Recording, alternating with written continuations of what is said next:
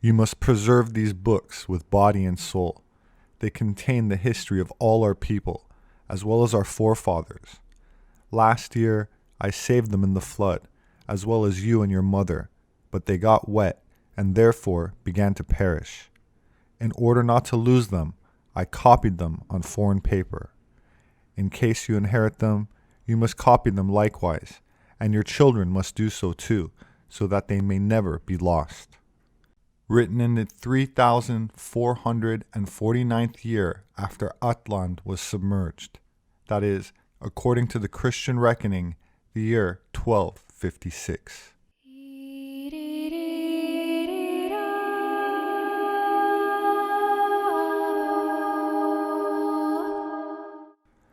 Beloved successors, for the sake of our dear forefathers and of our dear liberty, I entreat you 1,000 times, never let the eye of a monk look on these writings.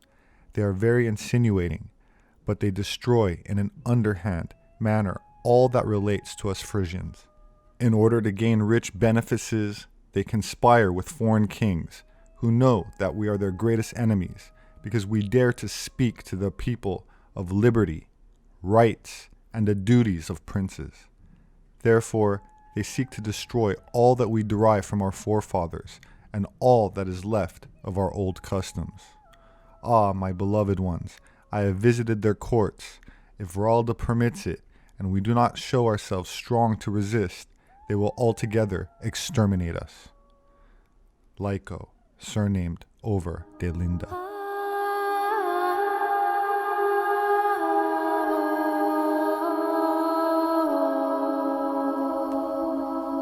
There's an ancient Northern European mythology that told of a pre-Christian monotheistic religion which spoke of an eternal spirit, an unchangeable, perfect, and almighty being that created everything, including the earth, which was called Jrtha. From Jrtha sprang 3 daughters, Lyda, Finda, and Frya, the mothers of the 3 distinct races, of which Frya is the mother of Freya's people, the Frieslanders, to whom this myth belongs. Frya established this religion of the eternal light, whose worship consists of the maintenance of a perpetually burning lamp by virgin priestesses, the prototype for what later became the Roman Vestal Virgins. Each town had a head priestess, and the chief of the head priestesses governed the whole country. The first of these chief priestesses was appointed by Frya herself, and the kings can do nothing, nor can anything happen without her advice and approval. Parallels to this myth of the people of Frya can be closest seen in Mediterranean mythology, particularly in regards to the deity Minerva, who was the Etruscan or Roman counterpart to the Greek Athena. She was the virgin goddess of music, poetry, medicine, wisdom, among other things, and is often depicted with her sacred creature, an owl, which symbolizes her association with wisdom and knowledge, as well as, less frequently, the snake. The name Minerva stems from a Proto-Italic word meaning intelligent or understanding, and ultimately from the Proto-Indo-European word menos, meaning thought. That said, prior to the Roman and Greek era, in this almost forgotten myth, she was originally a priestess of Freya, whose male counterpart was Neptune, god of the Mediterranean Sea, who was allegedly based on a living Viking, or sea king, who had chosen the Mediterranean as the destination of his expeditions, and must have been deified by the Phoenicians at the time when they began to extend their voyages to Scandinavia in order to obtain British tin, northern iron, and amber from the Baltic, about 2,000 years before Christ. In Greek mythology, Pallas was the titan of battle and warcraft whose children sided with Zeus during the Titan War. In one version of the myth, Pallas was the daughter of the sea god Triton. She and Athena were childhood friends, but Athena accidentally killed her during a friendly sparring match. Distraught over what she had done, Athena took the name Pallas for herself as a sign of her grief. In the myth, the fair, blue-eyed Pallas is a virgin goddess and belonged to Freya's people, arriving in Attica, or Greece, 1600 years before Christ, the period at which the Grecian mythology was beginning to be formed. So who were these people of Freya, or Frisians, and where did they come from?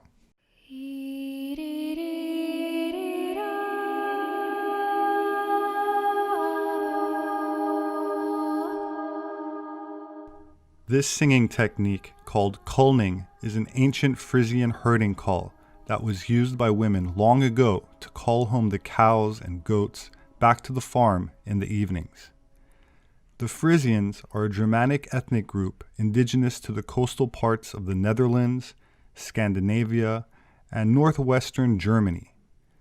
They inhabit an area known as Frisia and are concentrated in the Dutch provinces and in Germany, especially the areas which were part of Denmark until 1864. The Frisian languages are still spoken by more than 500,000 people in parts of the Netherlands and Germany. DNA studies have indicated that many Frisians were part of a wave of ethnic groups to colonize areas of present-day England, starting from and around the 5th century and as far north as Scotland. But who were the Frisians, culturally, and what were their origins? While there isn't much data to be found in the anthropology departments of any modern-day university, especially after World War II, there is a rich history contained in myths and legends, particularly stemming from a once popular text known as the Oera Linda Book.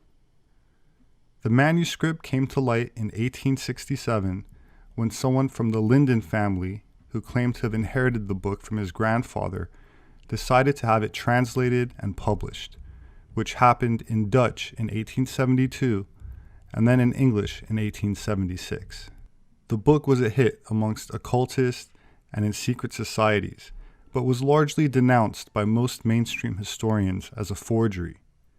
Keep in mind that the word forgery is defined as a copied document rather than false information, and is often used to discredit data that certain groups do not want made public, without challenging the validity of the data itself. I will present the information here and allow the viewer to make up their own mind on the matter. The text alleges that Europe and other lands were, for a large part of their history, ruled by a succession of folk mothers, presiding over hierarchical orders of celibate priestesses dedicated to the goddess Frya, daughter of the creator goddess, or Earth Mother. The earliest portion of the Oera Linda Book was allegedly composed in the year 2194 BC and likely compiled in the 6th century BC from a mixture of contemporary writings and ancient inscriptions. It also describes a lost land called Atland, and supposedly submerged in 2194 BC, which the 17th century Swedish scholar Olof Rudbeck attributes to Atlantis. But I don't agree with his assessment and would argue that Atland refers to the Old Land and alludes to either Frisland, a phantom island that appeared on virtually all of the maps of the North Atlantic from 1560s through the 1660s, just south of Greenland, a landmass that was entirely separate from Iceland. Some claim is now submerged, while others say it was a cartographic mistake and never existed. Or what remains of Dogger Bank, or Doggerland, an area now submerged beneath the southern North Sea that once connected Britain to continental Europe.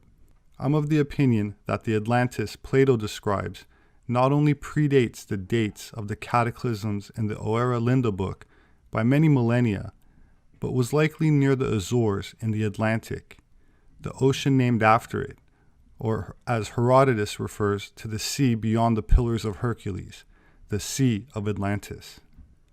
While the book is too long for me to cover in its entirety, translated versions are available online for free for those who are interested. While there are many chapters that I found interesting, I will now read an excerpt from one called How the Bad Times Came. To make it easier to understand, I'll replace the term Twiskland with Germany, as I believe that's the general geographic area it's referring to. Quote, during the whole summer the sun had been hid behind the clouds, as if unwilling to look upon the earth. There was perpetual calm, and the damp mist hung like a wet sail over the houses and the marshes. The air was heavy and oppressive, and in men's hearts was neither joy nor cheerfulness. In the midst of this stillness, the earth began to tremble as if she was dying. The mountains opened to vomit forth fire and flames. Some sank into the bosom of the earth, and in other places mountains rose out of the plain. Old land, called by the seafaring people Atland, disappeared, and the wild waves rose so high over the hill and dale that everything was buried in the sea. Many people were swallowed up by the earth, and others who had escaped the fire perished in the water. It was not only in Finda's land that the earth vomited fire, but also in Germany.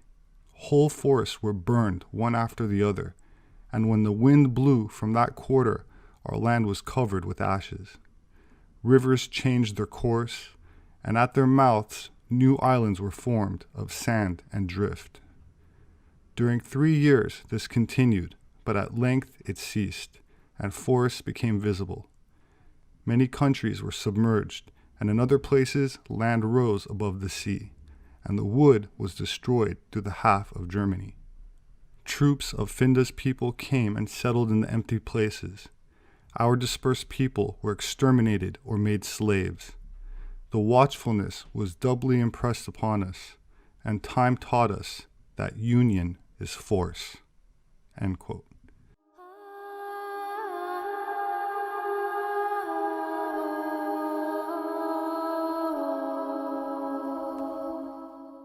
While largely forgotten in the post-World War II era, some scholars consider the book to reveal the genuine truth about the ancient European megalithic culture, even connecting the pagan religious practices of the priestesses described in the book with later medieval witchcraft traditions. The claim is also made that this Frisian civilization possessed an alphabet that was the ancestor of the Greek and Phoenician alphabets. I will now go ahead and read another excerpt which speaks to the political nature of the book, mainly that it reveres freedom. This chapter is called Hail to the True Frisians. Quote, in the olden times, the Slavonic race knew nothing of liberty. They were brought under the yoke like oxen. They were driven into the bowels of the earth to dig metals, and had to build houses of stone as dwelling places for princes and priests. Of all that they did came nothing to themselves. Everything must serve to enrich and make more powerful the priests and the princes, and to satisfy them. Under this treatment, they grew gray and old before their time, and died without any enjoyment, although the earth produces abundantly for the good of all of her children. But our runaways and exiles came through Twiskland, or Germany, to their boundaries, and our sailors came to their harbors. From them they heard of liberty, of justice, of laws, without which men cannot exist.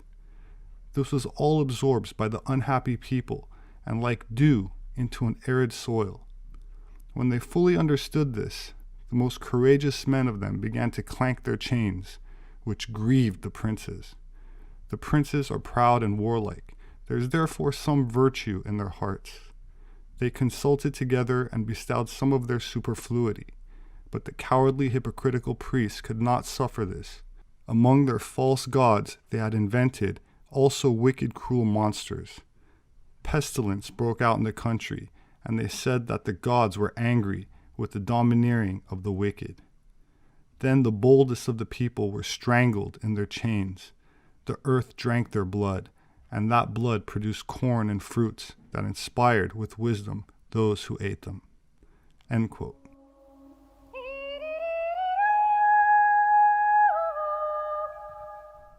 It is interesting to note that the term slave has its origins in the word Slav. The Slavs, who inhabited a large part of Eastern Europe, were taken as slaves by the Muslims of Spain during the 9th century AD, and if this manuscript is to be believed, likely endured similar hardships long before the Islamic invasions of Europe by the Moors.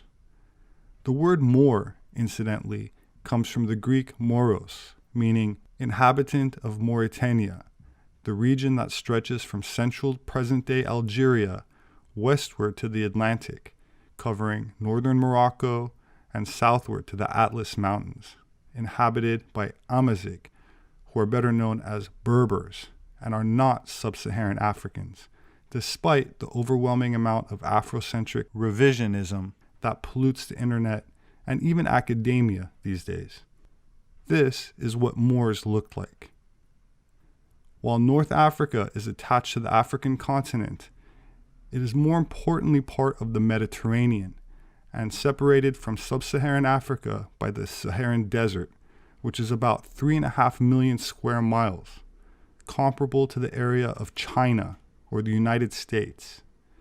That said, the indigenous Stone Age people of the Canary Islands right off the western coast of West Africa, called Guanches, who were still living in the Stone Age when exterminated by the Spanish around 500 years ago, were tall, Caucasian, and blonde or red-headed, as can be seen by the mummies they left behind, much like the mummies of the pharaohs of ancient Egypt, who were genetically closer to modern-day Europeans or people of the Middle East than modern Egyptians, who have undergone centuries or millennia of interracial mixing and cultural degradation, resembling ancient Egypt in name only. The same is true for Ethiopia, which many people seem to have a hard time understanding is not the same demographic as it was in biblical times, just as modern India is not the same India as when Sanskrit was introduced by Aryans thousands of years ago, and Western China hardly reflects what it was during the time of 4,000-year-old Aryan mummies that built the pyramids there that modern communist Chinese government still tries hard to conceal, just as the US government tries to conceal the true history of what are referred to as Native Americans.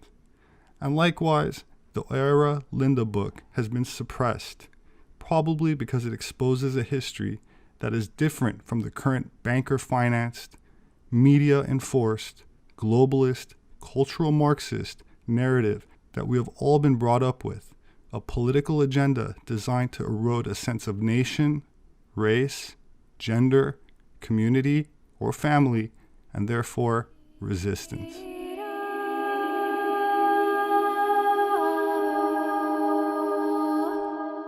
My name is Robert Sepehr. I'm an anthropologist. My published work is available on Amazon and through all other major book outlets. If you'd like to support my work, you can do that through patreon.com. There should be a link in the description. Please subscribe for future updates. Leave your thoughts below. Have a wonderful weekend, and I hope to see you again soon.